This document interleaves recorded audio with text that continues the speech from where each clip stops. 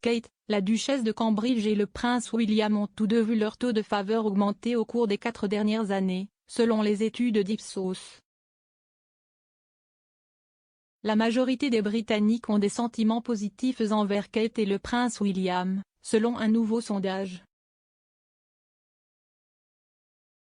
Le seul membre de la famille royale à avoir obtenu de meilleurs résultats que dans un tableau de faveur établi par le sondeur a été la reine.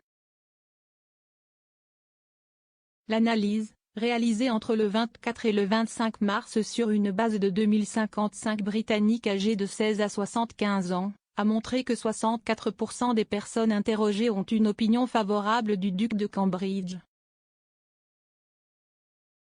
Seuls 13% ont déclaré en avoir un défavorable. De même, Kate est vue sous un jour favorable par 60% des personnes interrogées le mois dernier, avec seulement 13% déclarant avoir une impression défavorable d'elle. La reine, toujours tenue en haute estime par les Britanniques, est vue favorablement par 69% des personnes interrogées et défavorablement par 12%. Ces 3 membres de la famille royale ont vu leur taux de faveur augmenter au cours des dernières années. En comparant les résultats d'un sondage similaire réalisé par Ipsos Global Advisor en 2018 sur 1000 personnes, la reine a gagné 7 points de pourcentage. De même, Kate en a gagné 4, tandis que le prince William a gagné 2 points de pourcentage. La popularité croissante de Kate et William survient alors qu'au cours des dernières années, ils ont régulièrement augmenté leur charge de travail. À certaines occasions, ils sont même intervenus pour représenter la reine. Le prince William a dirigé un nombre croissant de cérémonies d'investiture ces derniers mois.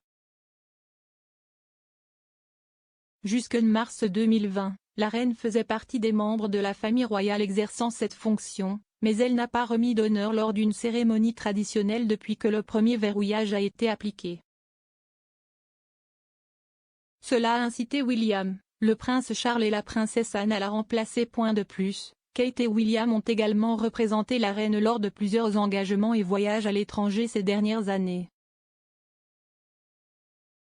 En février, le prince William a représenté le Royaume-Uni et le souverain alors qu'il se rendait à l'Expo 2020 à Dubaï et y marquait la fête nationale britannique. Le prince William et Kate ont également représenté la reine le mois dernier, lorsqu'ils se sont rendus au Belize, en Jamaïque et aux Bahamas pour marquer sa 70e année sur le trône. La reine a régulièrement réduit sa charge de travail au cours des dernières années. En 2015, elle s'est rendue à l'étranger pour la dernière fois pour assister à la réunion des chefs de gouvernement du Commonwealth à Malte.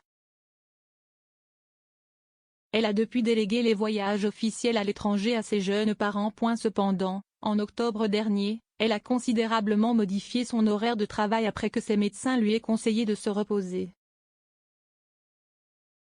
Le 20 octobre, après s'être retirée d'un voyage de 2 jours en Irlande du Nord, la monarque a été emmenée à l'hôpital pour effectuer des tests non divulgués, comme cela a été révélé plus tard.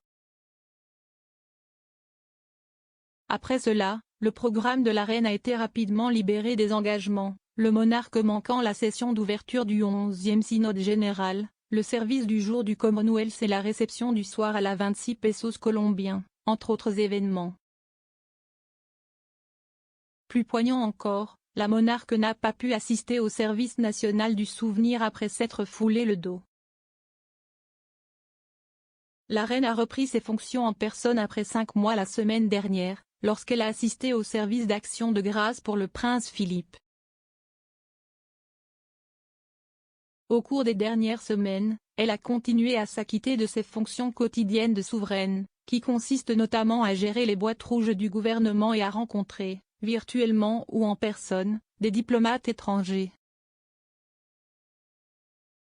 Le mois dernier, la reine a compensé un engagement annulé en 2020 en raison de la pandémie en invitant au château de Windsor des représentants de l'usine britannique Action Days.